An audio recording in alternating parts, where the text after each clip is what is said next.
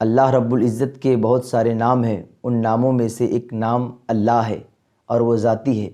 ایسے ہی اللہ کے محبوب صلی اللہ علیہ وسلم کے بہت سارے نام ہیں، ان کے ناموں میں سے اپنے محبوب کا ایک نام رکھا جو محمد ہے، وہ بھی ذاتی ہے۔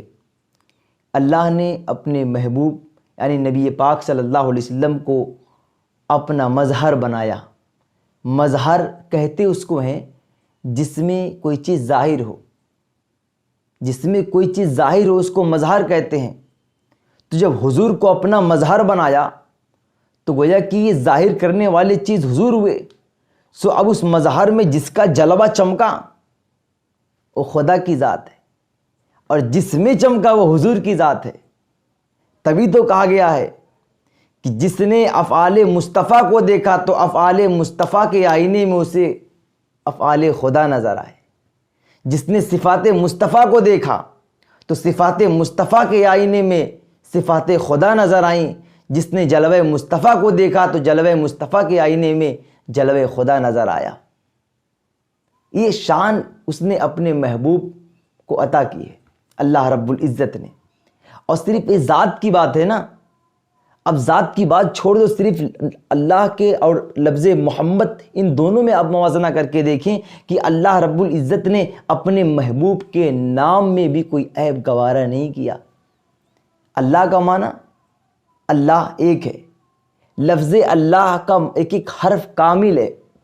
ہمارے اور آپ کا بھی کوئی نام ہے نا، اگر اپنے نام سے ایک ورڈ کو ہم ہٹا دیتے ہیں تو ہمارے نام کا کوئی معنی نہیں رہ جاتا۔ میرا نام اختر رضا ہے، الف کو ہٹا دو تو خطر رضا ہو جائے گا، تو کوئی اس کا معنی نہیں ہے۔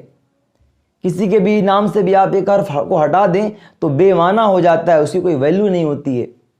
لیکن اللہ رب العزت نے جس طریقے سے اپنے نام کو کمپلیٹ رکھا، با کمال رکھا، ایسے ہی اپنے محبوب کے نام کو بھی ہوئی عظمت و شان عطا کی ہے۔ اللہ سے اگر آپ الف کو ہٹا دیں تو ہو جائے گا للہ، اس کا معنی بھی کامل ہے۔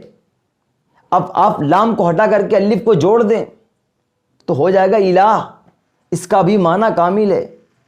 اور آپ دونوں کو ہٹا دیں، الف و لام دونوں کو ہٹا دیں تو بچے گا لہو، اسی کی ذات، پھر بھی معنی کامل ہے۔ لام کو بھی ہٹا دیں، سب کو ہٹا دیں، صرف بچا ہو، اس کا معنی بھی کامل ہے، خدا کی طرف اشارہ ہے۔ اب ذرا اس خدا کا نام ہوا، اس کے اندر اتنے کمال ہے، اتنی پاکیزگی، اب ذرا اس کے محبوب کے نام کو بھی تو دیکھو، اس کے محبوب کے نام کو بھی دیکھو۔ اس نے اپنے محبوب کے نام، اپنے محبوب کا بھی ایک ذاتی نام رکھا نا، محمد۔ اس کا معنی آتا ہے تعریف کیا ہوا، خوب بیان کیا ہوا، ظاہر کیا ہوا، تعریف کیا ہوا۔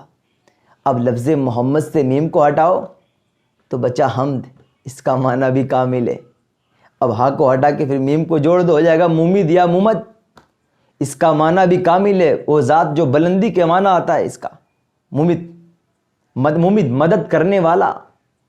اب میم کو بھی ہٹا دو، ہاں کو بھی ہٹا دو، اب دونوں ہٹا دے تو بچا مدہ یا مدہ یا مد۔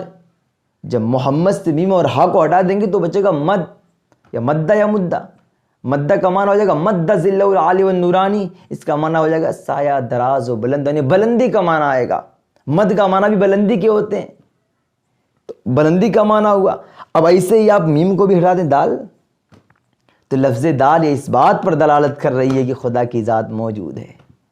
یعنی جو کمال اور جو جھلک اس نے اپنے محبوب کے نام، جو کمال و جھلک، جو شان اس نے اپنے نام کے اندر رکھی، وہی کمال، وہی جھلک، وہی شان اس نے اپنے محبوب کے نام کو بھی عطا کیا۔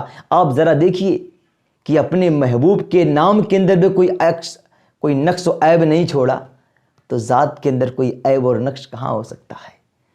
جب اس نے اپنے محبوب کے نام کے اندر کوئی عیب اور نقص کچھ گوارا نہیں کیا، تو اپنے محبوب کے ذات میں کیسے کوئی عیب و نقص گوارا کر سکتا ہے؟ جو لوگ حضور کی ذات میں عیب تلاش کرتے ہیں نا، انہیں سبق لینا چاہیے۔ بس صرف نام کو کا معنی سمجھ جائیں، قسم خدا کی کبھی برائی کرنے پہ نہیں آئیں گے، بٹ انہوں نے بھی سمجھا نہیں ہے۔ میں دعا کرتا ہوں کہ مولا ہر کسی کو سمجھنے کی توفیق و رفیق عطا فرمائے۔ السلام علیکم۔